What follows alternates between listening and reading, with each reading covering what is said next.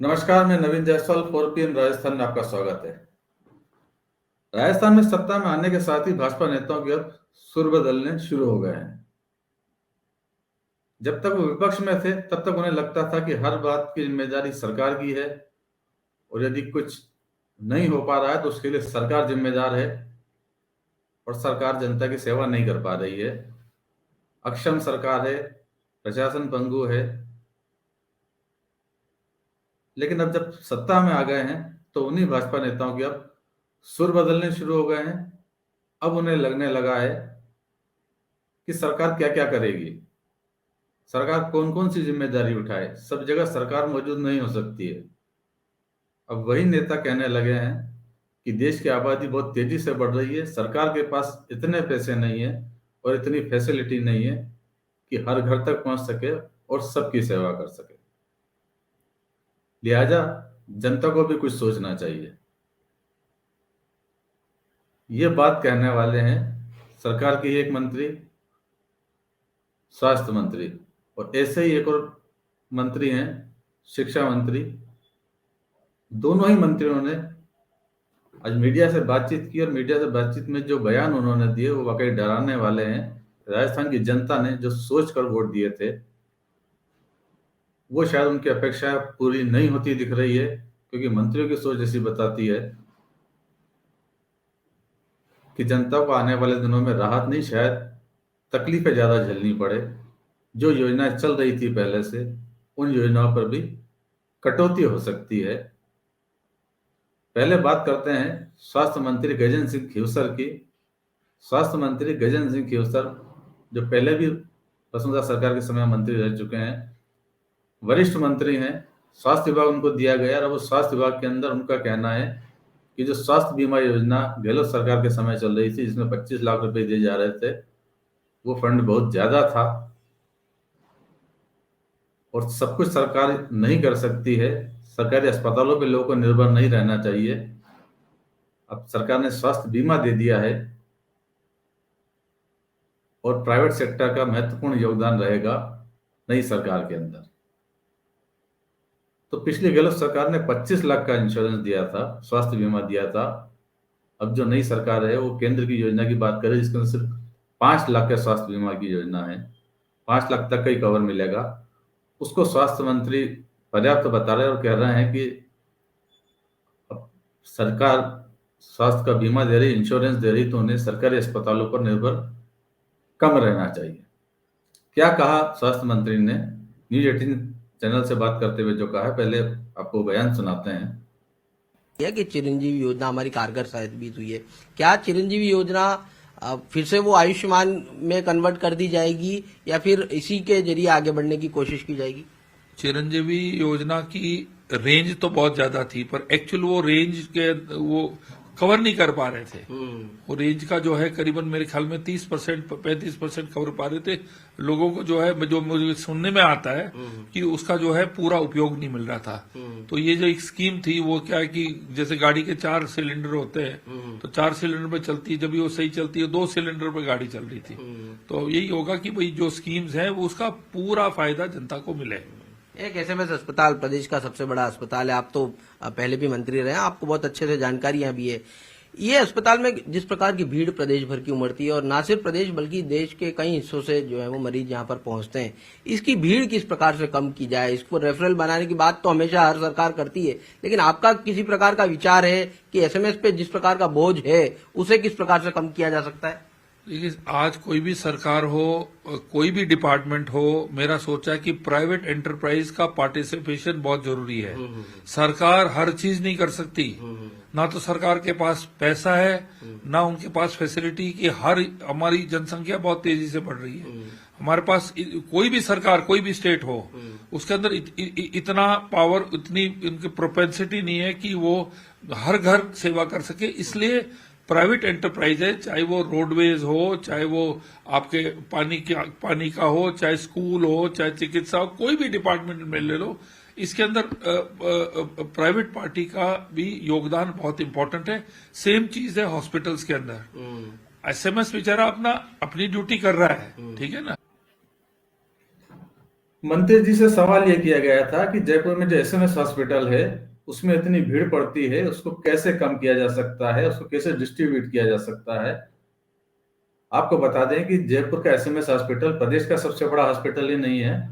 आसपास के प्रदेशों से, एमपी से, यूपी से और दूसरे प्रदेशों से भी पेशेंट यहाँ पर आते हैं इलाज कराने, क्योंकि यहाँ पर सुविधाएं बेहतर हैं, डॉक्टर अच्छे हैं और कई तरह की जांच निःशुल्क भी हो जाती है। इसलिए बाहर, पूरे प्रदेश से तो राजस्थान से मरीज आते ही हैं, बाहर प्रदेशों से भी मरीज यहाँ तक आते हैं। इसके लिए जब उनसे पूछा गया कि इसको कैसे अच्छे से मैनेज कर सकते हैं, तो मंत्री जी का कहना है कि सरकारी अस्पतालों में इतनी भीड़ क्यों लगा रहे हैं, जब इंश्योरेंस मिल रहा है तो प्राइवेट सेक्टर की भी भूमिका महत्वपूर्ण होगी। यानी आप सोच सकते हैं कि सरकार की प्राथमिकताएं क्या है। सरकार की प्राथमिकताएं सरकारी अस्पतालों में बेहतर इलाज कराना नहीं है। सरकार की प्राथमिकताएं इंश्योरेंस दे दिया है, प्राइवेट हॉस्पिटल में जाएं और वहां इलाज करा लें। अब बात एक और मंत्री की करते हैं। शिक्षा मंत्री हैं मदन दिलावर, स्कूली शिक्षा का जिम्मा उनके पास है और उन्होंने बयान दिया है महात्मा गांधी स्कूलों को लेकर। मंत्री मदन दिलावर का कहना है कि इंग्लिश मीडियम स्कूलों का रिव्यू होगा। उनका कहना है कि राजस्थान में चल रहे Mahatma Gandhi English medium school का रिव्यू किया जाएगा और न्यू एजुकेशन पॉलिसी में प्रावधान है कि कक्षा 1 से 5वीं तक मातृभाषा में पढ़ाया जाए, जबकि अंग्रेजी मीडियम स्कूलों में इंग्लिश में पढ़ाई कराई जा रही है। तो ऐसे में महात्मा गांधी इंग्लिश मीडियम स्कूलों को लेकर अध्ययन और रिव्यू किया जाएगा।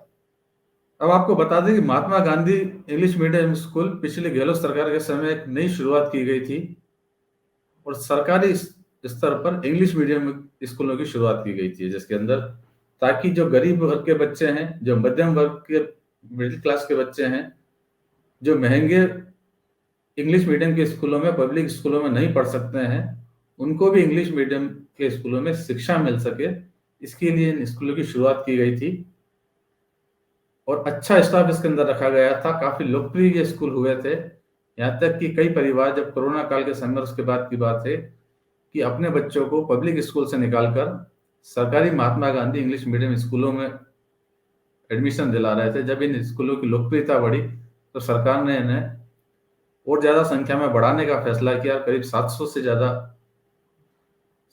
इंग्लिश मीडियम के स्कूल खोलने की शुरुआत की।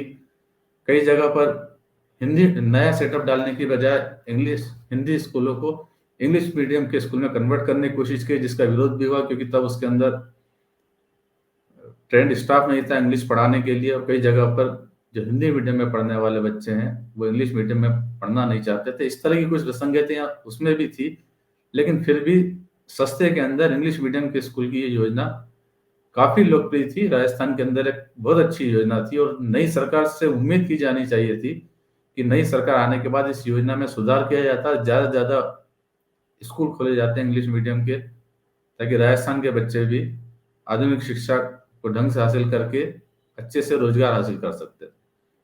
लेकिन अब जो नए शिक्षा मंत्री हैं वो कह रहे हैं कि इस तरह के स्कूलों का पहले रिव्यू किया जाएगा, इन्हें चलाना है या नहीं चलाना है।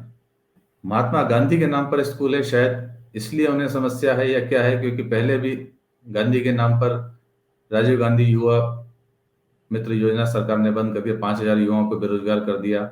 उसके बाद महात्मा गांधी सेवा प्रेरक की भर्ती रद्द करके 50,000 भर्तियां वो रद्द कर दी गई। इसके बाद इंदिरा गांधी रसोई योजना, जिसके अंदर गरीबों को 8 रुपए में खाना मिल रहा है, पहले इस योजना के अंदर कुछ लिमिट बांधी गई, थालियों की संख्या कम की गई, अब सरकार ने उसका नाम भी बदलकर अन्नपूर्णा रसोई योजना कर दिया है।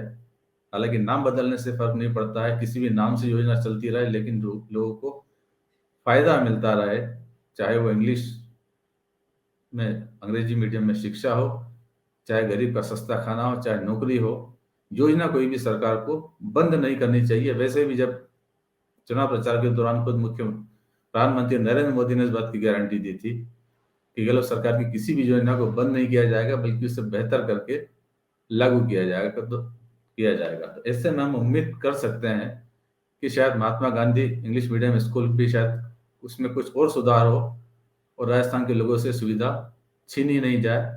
और जहाँ तक स्वास्थ्य की बात है तो उसमें भी स्वास्थ्य बीमा की जो योजना है अभी 5 लाख ही है, उसे बढ़ाने की मुख्यमंत्री ने भी बात की है, लेकिन अभी तक इस पर कोई फैसला नहीं हुआ है। तो वो इंश्योरेंस भी बढ़ाया जाना चाहिए, बल्कि सरकारी अस्पतालों में और भी बेहतर सुविधा मिल सके ताकि लोगों को प्राइवेट हॉस्पिटल में नहीं जाना पड़े।